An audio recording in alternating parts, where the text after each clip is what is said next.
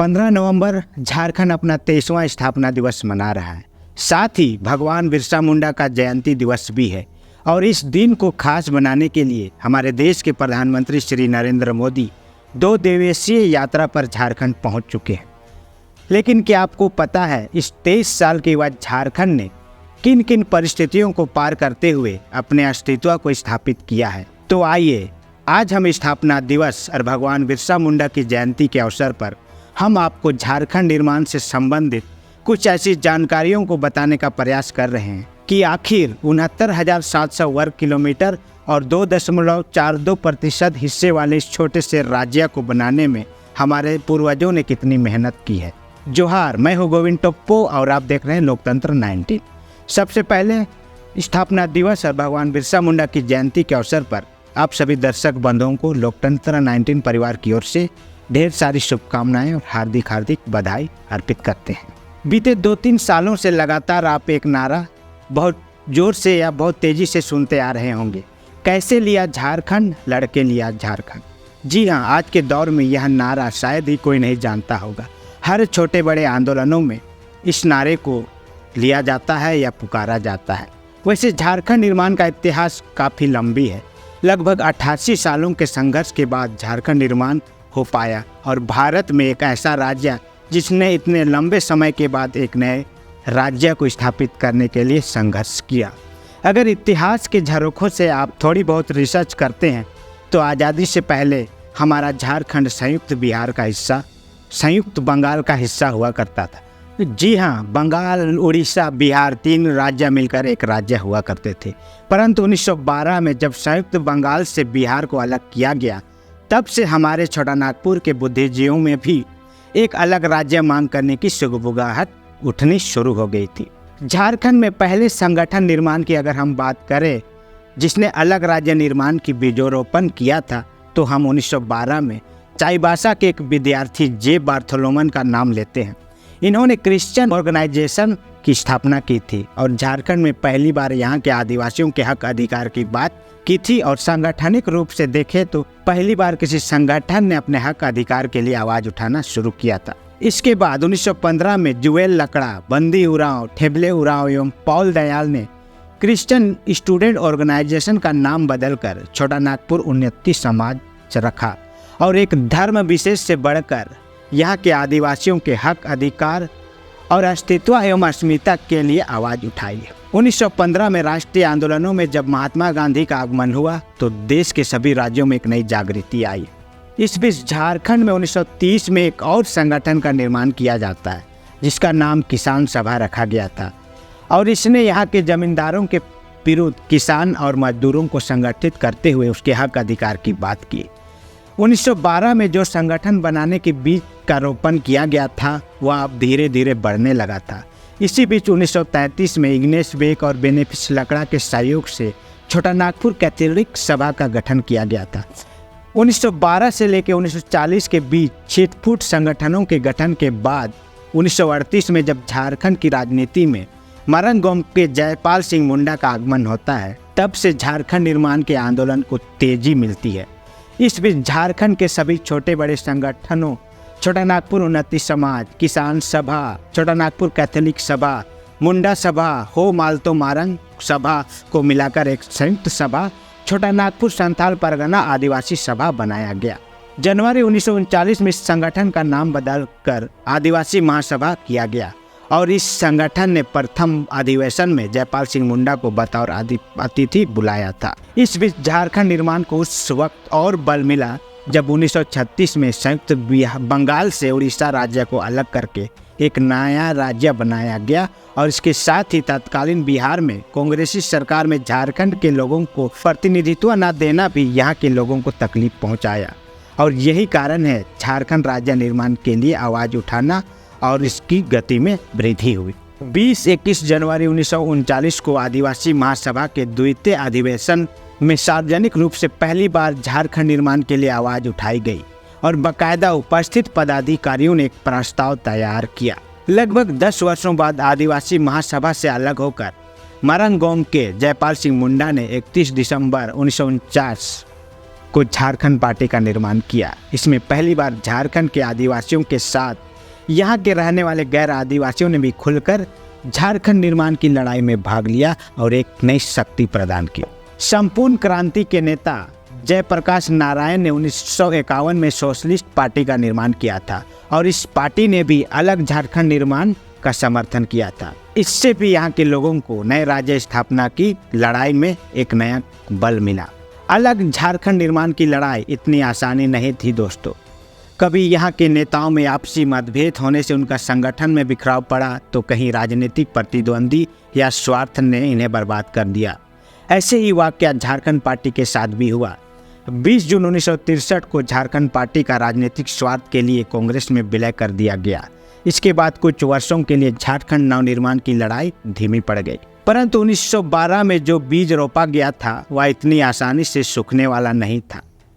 समय अंतराल के साथ धीरे धीरे इस बीज ने फिर से पनपना शुरू कर दिया था।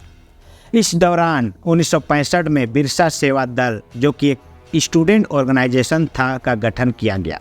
इसके साथ ही 1967 में ऑल इंडिया झारखंड पार्टी, 1969 में हुल झारखंड पार्टी नामक समानांतर संगठनों का भी गठन करके दबे जुबान ही सही अलग राज्य की मांग लगातार उठाती रही। वैसे इतिहासकारों ने झारखंड निर्माण के इतिहास को दो भागों में विभाग किया है, यानी 1912 से लेकर 1940 तक के कालखंड को प्रथम भाग और 1940 से लेकर 2000 तक के भाग को द्वितीय भाग का नाम दिया है। इसमें गौर करने वाली बात है कि 1912 से लेकर 1940 तक का वह कालखंड जिसमें झारखंड का निर्माण की बात तो नहीं उठती थी, लेकिन यहाँ के लोगों के हक अधिकार और उनके साथ खड़े होने और उनके साथ हो रहे अन्याय के खिलाफ आवाज़ बुलंद किया गया था। 4 फरवरी 1973 का वह दिन जब झारखंड अलग राज्य के निर्माण में एक नई पार्टी के निर्माण ने महत्वपूर्ण भूमिका निभाई। जी हाँ, हम बात कर रहे हैं झारखंड मुक्ति मोर्चा की। जैसा कि नाम से ही स्पष्ट है, नए झारखंड की मुक्ति हेतु किया गया उलगुलान का एक ऐसा मोर्चा जो अलग राज्य निर्माण में अपनी महत्वपूर्ण भूमिका निभाना चाहता है। वैसे आपकी जानकारी के लिए मैं बता दूं, 80 के दशक के जाने माने नेता विनोद बिहारी महतो, जिन्होंने शिवाजी समाज, शिबू सोरेन जिन्होंने सोनोद समाज और AK रॉय जिन्होंने मार्क्सवादी समन्वय समिति का गठन किया था, के संयुक्त समन्वय से झारखंड मुक्ति का निर्माण किया गया था। इस पार्टी ने भी प्रखरता के साथ आवाज़ उठानी शुरू की और झारखंड नवनिर्माण में अपना योगदान दिया। 1986 में झारखंड से अलग राज्य को मांग करने के लिए झारखंड मुक्ति मोर्चा का एक स्टूडेंट विंग आश्रू का निर्माण किया गया। इसके निर्माण में महत्वपूर्ण भूमिका सूर्य सिंह बेसरा की रही। इस संगठन ने झारखंड के युवाओं को एकजुट करते हुए झारखंड राज्य की अलग करने की मांग की लड़ाई को भरपूरी से लड़ा और उन्होंने इसमें बल देने का काम किया। अब धीरे धीरे केंद्र सरकार के कानों तक झारखंड अलग राज्य की मांग पहुंच चुकी थी। इस बीच 1987 में 19 दलों को छोड़कर झारखंड के 23 विभिन्न संगठनों ने संयुक्त रूप से झारखंड समन्वय समिति का गठन किया, जिसका संयोजक डॉक्टर BP किसरी को बनाया गया। पहली बार इतने बड़े पैमाने पर और संख्या में सभी संगठनों ने संयुक्त रूप से अलग राज्य की मांग के लिए एक मन बनाया, जो यह इंगित करता है कि अब बहुत जल्द इन्हें अलग राज्य मिलने वाला था।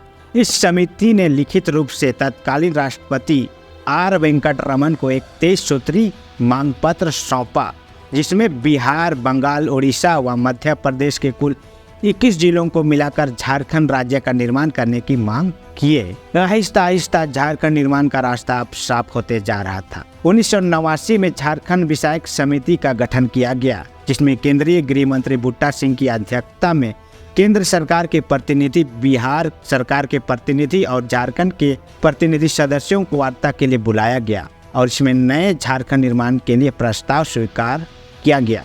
इस बीच झारखंड विषयक समिति ने केंद्रीय गृह मंत्री से झारखंड विकास क्षेत्र परिषद की गठन का भी सिफारिश की थी। सन 1995 झारखंड एरिया ऑटोनोमस काउंसिल यानी झारखंड क्षेत्रीय स्वशासीय परिषद का गठन किया गया। इस परिषद ने बिहार सरकार और झारखंड के नेताओं के बीच कई दौर की वार्ता के पश्चात इसके गठन का प्रस्ताव पारित किया।